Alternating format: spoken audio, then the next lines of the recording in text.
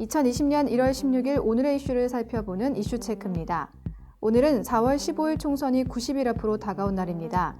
따라서 오늘부터는 총선 후보자와 관련한 출판 기념회 개최가 금지되는 등 후보자들에게 여러 제한이 따르게 되는데요. 아울러 총선 공직 사퇴 시한 마지막 날이기도 해서 총선 출마를 염두에 둔 공직자들의 사퇴가 잇따르기도 했습니다. 이 내용 이슈체크에서 살펴보겠습니다. 심재민 기자가 준비했습니다. 안녕하세요. 네, 안녕하십니까. 1월 16일 오늘로 4.15 총선이 90일 앞으로 다가왔습니다. 오늘부터 이렇게 후보자와 예비 후보자들에게 어떤 제한이 따르게 되는 건가요? 네, 공정한 선거와 선거 운동을 위해 여러 활동이 금지됩니다. 먼저 총선 90일 전인 오늘부터 총선 후보자 또는 후보자가 되려는 사람과 관련한 출판 기념회 개최가 금지됩니다. 또한 국회의원과 지방의원이 집회, 보고서, 전화, 인사말을 통해 의정활동 보고를 하는 것도 오늘부터 금지되는데요. 다만 인터넷 홈페이지나 게시판, 대화방 등에 게시하거나 전자우편, 문자메시지를 통한 의정활동 보고는 언제나 가능합니다. 의정활동 보고에 제약이 따른다 이런 건데 그럼 광고나 이런 매체 출연은 가능한 건가요? 아닙니다. 매체 출연에도 제약이 있습니다. 원칙적으로 총선 후보자는 선거방송 심의에 관한 특별 규정에 따라 방송 출연에 제한을 받습니다. 때문에 공직선거법이 정한 보도와 토론방송 이외에는 예능을 비롯해 교양 프로그램에 출연할 수 없고 후보자 명의의 광고나 후보자가 출연하는 광고도 송출이 불가합니다.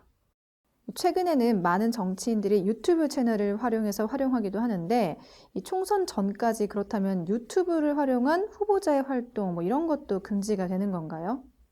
선거법 예외지대인 유튜브는 출연이 가능합니다.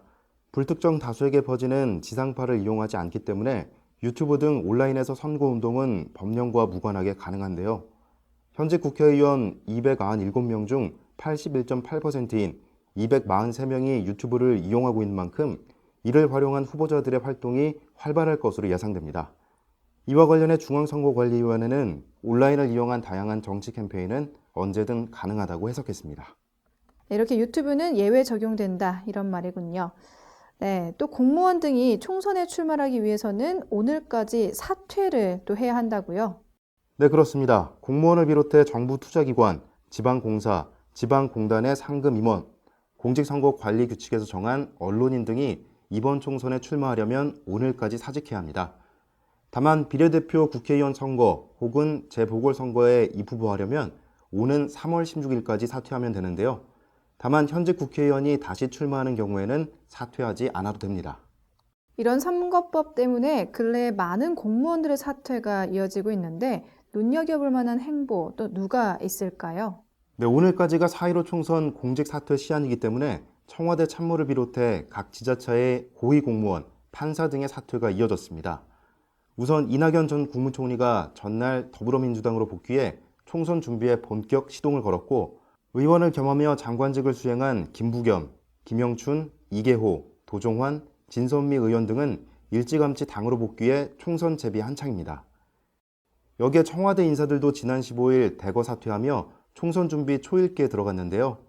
특히 청와대 고민정 전 대변인 역시 자리에서 물러나며 총선 출마를 가늠하게 했습니다. 여권에서는 고 대변인이 경기 고양 지역에 출마할 것이라는 관측이 나오고 있죠. 여기에 전두환 전 대통령의 5.18 형사사건 재판을 맡았던 장동혁 광주지법 부장판사도 자리에서 물러나며 눈길을 모았는데요. 역시 대전 충남 지역에서 총선 출마를 염두에 두고 사직서를 제출한 것으로 알려졌습니다. 90일 앞으로 다가오면서 본격 레이스에 돌입한 4.15 총선. 공직선거법에서 시기별로 제한 금지하는 행위를 다르게 규정하고 있기 때문에 정당 후보자나 유권자들이 법을 몰라서 위반하는 사례가 없도록 유의해야 합니다. 선거와 관련한 문의사항은요, 전화 또는 선거법규 포털 사이트, 모바일 앱을 통해 안내받을 수 있으니 참고하시기 바랍니다. 이상 이슈체크였습니다.